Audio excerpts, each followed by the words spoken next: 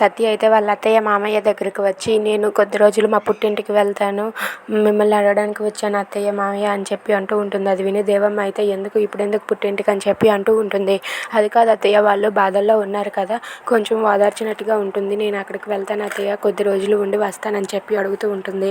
దాంతో వాళ్ళు అయితే అలా చూస్తూ ఉంటారు. ఇంతలో మహదేవయ్యకి ఒక ఫోన్ కాల్ వస్తుంది. ఫోన్ కాల్ రాగానే ఇలా అంటూ ఉంటారు, నువ్వు రాజకీయంలో బాగా ఎదగాలి అంటే నువ్వు ఇప్పుడు నీ వియ్యంకుడికి సపోర్ట్ చేసావంటే నువ్వు నీ రాజకీయాన్ని కోల్పోతావు.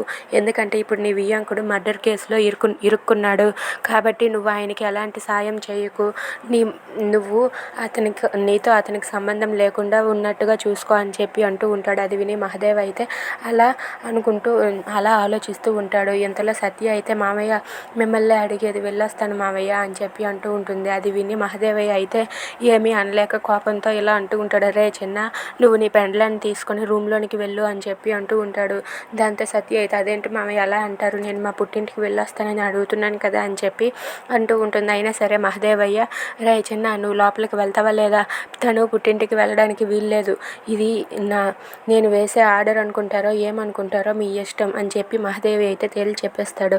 If you like this video please subscribe.